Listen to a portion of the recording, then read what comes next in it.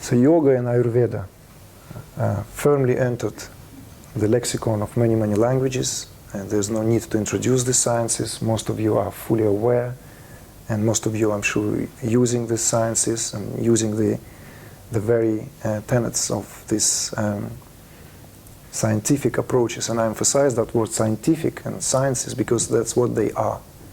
Neither yoga nor Ayurveda are religious beliefs. They are sciences, just as nuclear physics or quantum physics, just as neurophysiology, just as anything that is being observed through a period in time, something which has been systematically observed.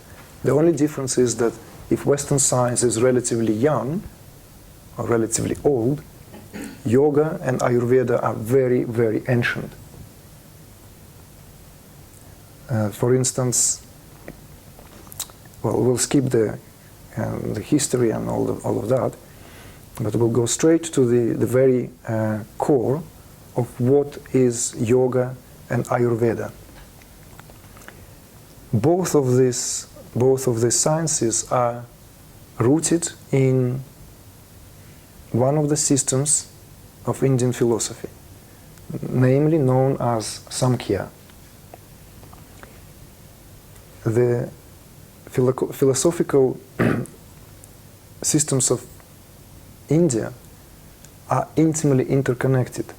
They're not kind of like, when we talk about different parts of Indian philosophy, it's not like one part contradicts another. Excuse me. It's more like they complement and integrate what one system set to unfold. The other takes to a new level. And the purpose of Samkhya is to give us the philosophical ground of creation as such, whereas yoga is that which is experiential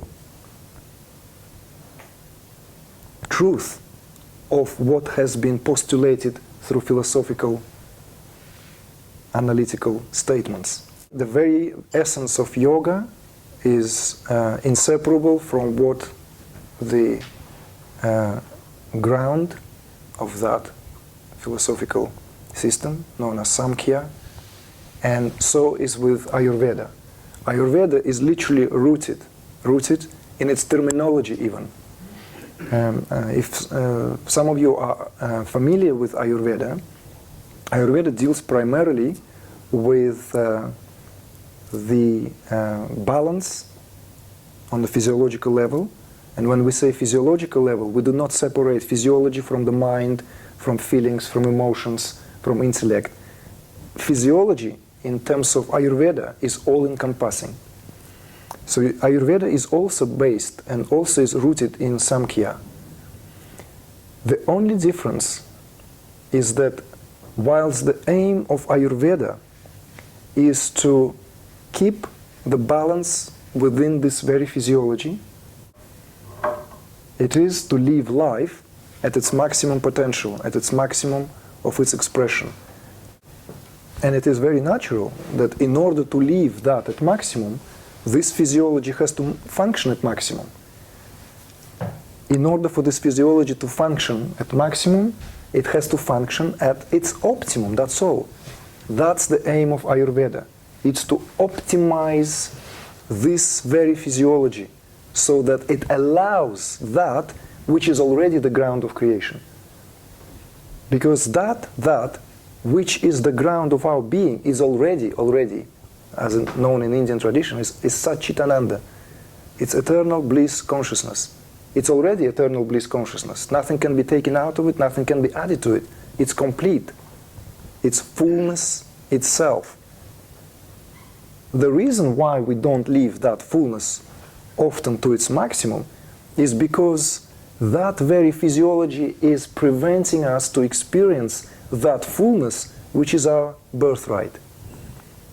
Hence Ayurveda, which is literally the science of life. Ayur-ved, Ved is science, knowledge, and Ayur means life. So it's life lived in accord with nature, life lived in accord with natural law. It's as simple as that. And in order to do that, those who have presented Ayurveda, and how did they present it? They didn't present it like kind of, finding it somewhere.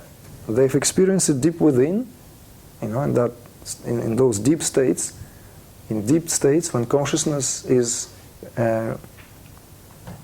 refined to a point of oneness, where all natural laws spontaneously manifest within and can be then expressed through any knowable means. That's what it is. This is how all these sciences came into being.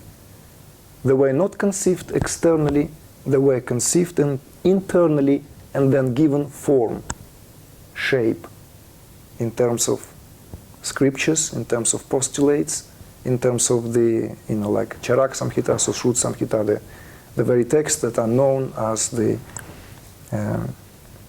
foundational text of Ayurveda.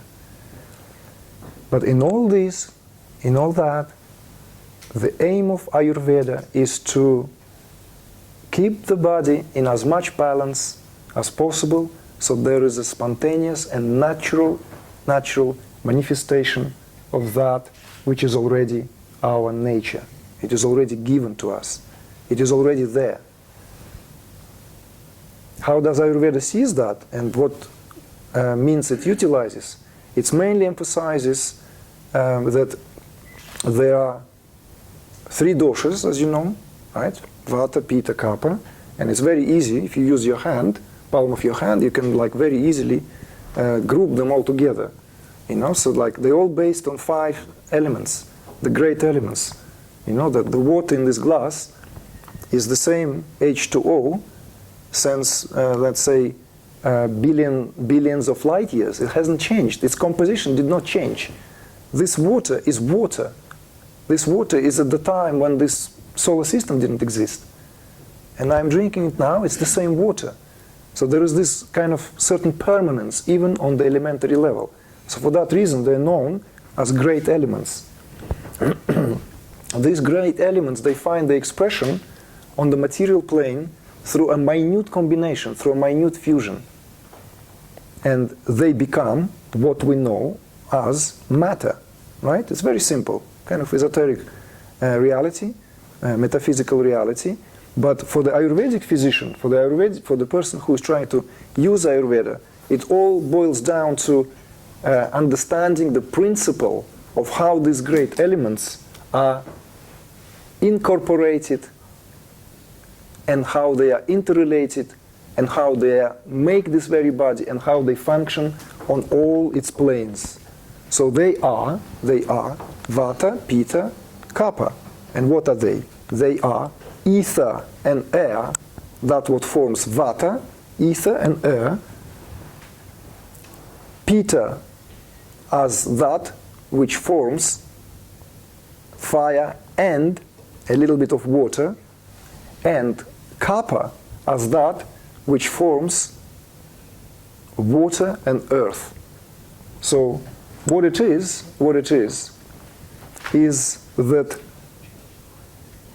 these very doshas, you can see already what is ether and air. It's that which is movable, it's everywhere. It's that space that we were just now contemplating, where this body is submerged. It's that space, it's everywhere. It's outside and inside the body.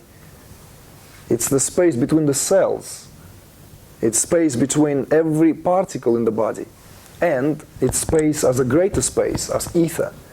So that is ruled by Vata. There is Pitta, which is fire, right? What is fire? Predominantly fire, with a little bit of water, because water can be brought to a boiled level. So we'll have a lot of heat there. What is fire? Fire is the principle of transformation. It's heat. There's no transformation unless there is heat. It's the very principle of metabolic processes in the body. In all metabolic processes, there is this element present. In all metabolic processes, there's fire. There's some heat present. So thence it's ruled by Pitta. And then what's left? It's water and earth. What's water and earth? It's the pot, you know? It's that what is made, like, you know, it's a clay, right? Put water in, it's like the clay. In the hands of a skillful potter, that's what it is. It's that very physiology, it's the solidity of this body. It's the very, very matter out of which this body is made. That's what kapha is.